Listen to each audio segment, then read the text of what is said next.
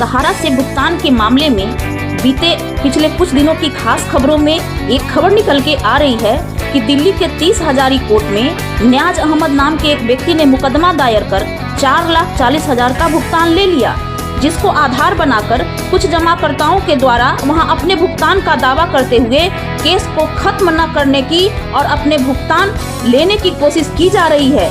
लेकिन विश्वसनीय सूत्रों से पता चला है कि केस के इन्फॉर्मेंट न्याज अहमद के द्वारा कंप्रोमाइज पिटीशन लगवाकर केस को रफा दफा करने की तैयारी की जा रही है।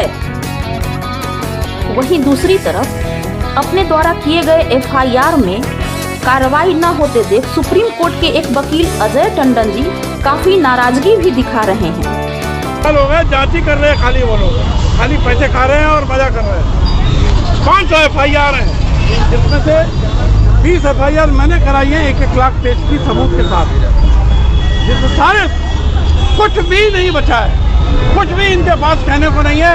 इनको उठा के जेल में डालना चाहिए। नंबर 1, पीएमएलए एक्ट के अंतर्गत सारी प्रॉपर्टी पूरे देश में 100 लाख करोड़ की प्रॉपर्टी है, इसको सरकार जब्त करे तुरंत। सारे बैंक अकाउंट है, कम से कम 1 लाख करोड़ एक शहर में अकाउंटों में जमा है, अकेले अकाउंट। सहारा से संपूर्ण भुगतान के प्रयास में माननीय सुप्रीम कोर्ट में विश्व भारती जन सेवा संस्थान के सचिव श्री नागेंद्र कुशवाहा एवं अन्य 16 लोगों के द्वारा एक याचिका दायर किया गया है, जिसको माननीय सुप्रीम कोर्ट में 29 फरवरी को रजिस्टर्ड कर लिया गया है। जैसे ही यह मामला दर्ज हुआ, ये पिटीशन रिट है या पीआईएल, इसका विवाद उठा, क्योंकि अगर याचिका पीआईएल होती तो इससे सारे जमाकर्ताओं को फायदा होता, लेकिन रिट से पिटिशनर को भी फायदा होगा और बाकी लोग इंटरवेनर बनकर उसका फायदा उठा सकते हैं। इधर दूसरी तरफ सहारा सीआरसीएस रिफंड पोर्टल के लगभग फेल हो जाने के कारण आंदोलन एक बार फिर जोर पकड़ रहा है। लगभग 17 संगठनों को मिलाकर बनी संयुक्त मोर्चा के द्वारा भी बीते 26 फरवरी को लगातार ज्ञापन देने का कार्य किया गया था। इसके अलावा विश्व भारती जन सेवा संस्थान के सहित संयुक्त मोर्चा के द्वारा 12 मार्च को आक्रोश रैली रांची में निकालने की घोषणा की गई है।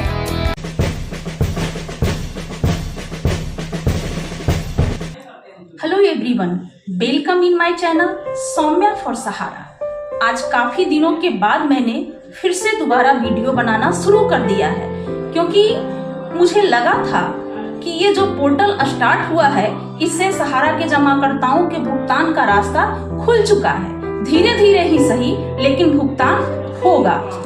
लेकिन अब जो स्थिति ये आ गई है, उससे स्पष्ट हो गया है कि ये पोर्टल लगभग फेल होता जा रहा है और हम लोग का भुगतान जो है फिर से बाधित होता हुआ दिख रहा है। इसीलिए दोबारा आवाज उठाने की जरूरत मुझे महसूस हुई है। आज के डेट में सहारा से भुगतान लेने के लिए क्या क्या चीज कारगर है, कौन कौन से कदम कारगर हैं, और उसी को मेरे द्वारा मेरे चैनल पे बताया जाएगा, जो सहारा से भुगतान लेने में कारगर रास्ते हैं।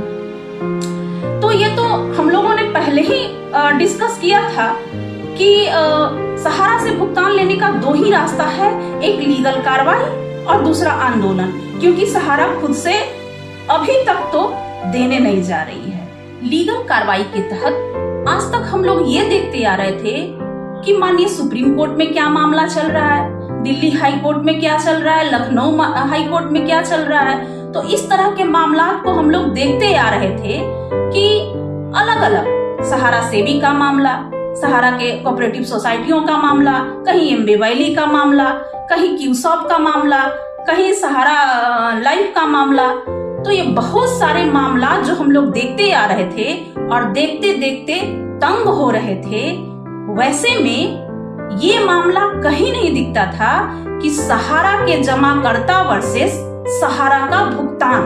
होना तो ये चाहिए था कि सहारा के सारे जमाकर्ता वर्सेस सहारा का भुगतान, ये मामला होना चाहिए था, ना कि अलग अलग आज हम सेवी का मामला देखें, कल कोऑपरेटिव का, परसों किसी और का, फिर किसी और का।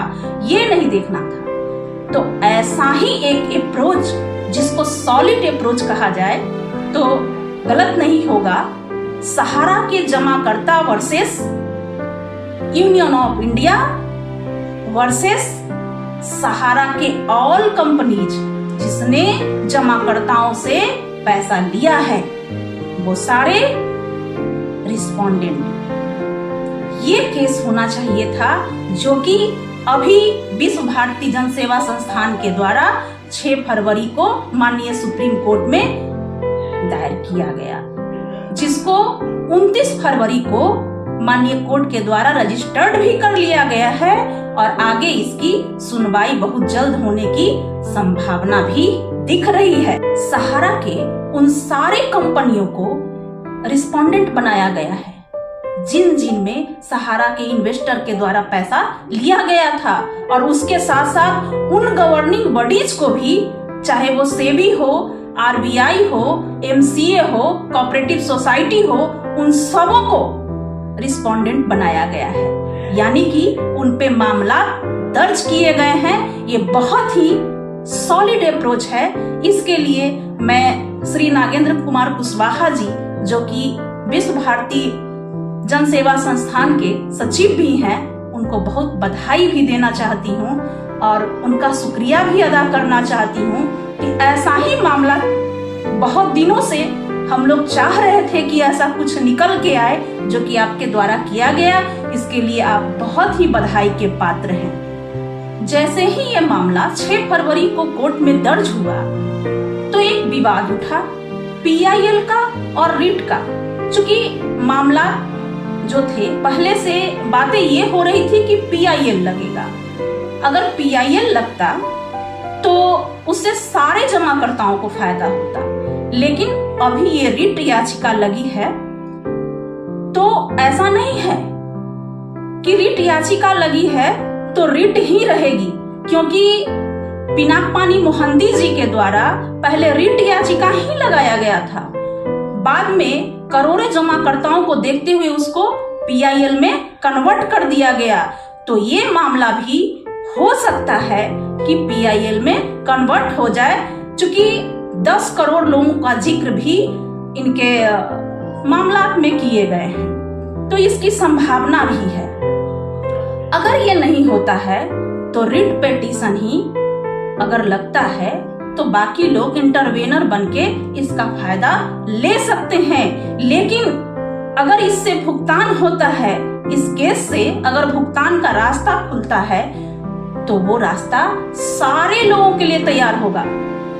उस रास्ते पे चल के सब लोग भुगतान ले सकते हैं। तो इससे विवाद की स्थिति क्रिएट करने की कोई आवश्यकता ही नहीं है कि पीआईएल है कि रिट है। बात बहुत बड़ी ये है कि ऐसा एक मामला, सॉलिड मामला माननीय सुप्रीम कोर्ट में दायर तो किया गया। जैसे ही ये केस दर्ज हुआ, एक और विवाद निकल के आया। जमाकर्ताओं के बीच एक और बात हुआ कि इस केस को माननीय कोर्ट के द्वारा खारिज भी किया जा सकता है। सहारा कोऑपरेटिव सोसाइटियों के भुगतान के लिए जो पोर्टल का आरंभ किया गया है, उसका हवाला देते हुए इस केस को खारिज भी किया जा सकता है। लेकिन मैंने भी कुछ वरिष्ठ वकीलों से बात की तो उन्होंने बताया कि यहाँ तो रिस्पोंडेंट सिर्फ कोऑपरेटिव सोसाइटी नहीं है, क्यूसॉप भी है, रियल एस्टेट भी है, हाउसिंग भी है, सारे को रिस्पोंडेंट बनाया गया है। और जो पोर्टल स्टार्ट किया गया कोऑपरेटिव सोसाइटियों के लिए, वो भी अभी तक 9 महीने में भुगतान का वादा करके अभी तक भुगतान 10% लोगों का भी नहीं कर पाई है। तो ऐसा कोई ठोस आधार नहीं बन रहा है जिससे इस केस को खारिज कर दिया जाए, सुनवाई न की जाए। एक छोटी सी सूचना, जो मामला 30 हजारी कोर्ट में चल रहा था, जो न्याज अहमद का मामला था जिसमें उनको 4,40,000 का भुगतान दिया गया, उसमें ये सूचना मिल रही है कि न्याज अहमद के द्वारा कॉम्प्रोमाइज पिटीशन लगवा करके इस केस को डिस्पोज कराने की पूरी कोशिश की जा रही है।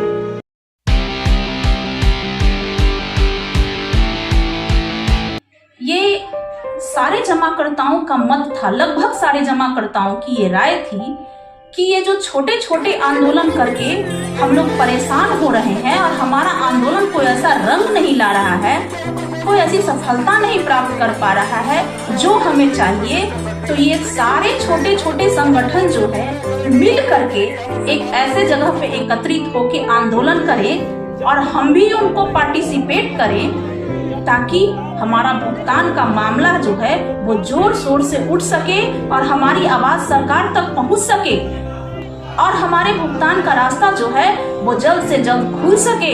ये सारे जमाकर्ताओं की राय थी। तो इसी को फलीभूत करते हुए एक संयुक्त मोर्चा, जिसमें करीब 17 संगठन ने मिल करके बनाया है, वो रांची में 12 मार्च को आक्रोश आंदोलन करने की, आक्रोश रैली करने की जो योजना बना चुके हैं और चाहते हैं कि सारे लोग उसमें जितने भी जमाकर्ता, जितने भी कार्यकर्ता शामिल हो सकें वो शामिल हो और उसकी आवाज इतनी तेज हो कि वो आवाज सरकारों तक पहुंच सके और हमारे भुगतान का जो रास्ता है वो खुल सके। इसके लिए संयुक्त मोर्चा के द्वारा प्रयास किया जा रहा है। मेरे चैनल पे वो सारी बातें की जाएगी, वो सारी चीजों को दिखाया जाएगा जो सहारा से भुगतान लेने में ठोस एवं कारगर रास्ते हैं एवं प्रक्रिया है। तो ज्यादा से ज्यादा लाइक और सब्सक्राइब कीजिएगा और इसको शेयर अवश्य कीजिएगा।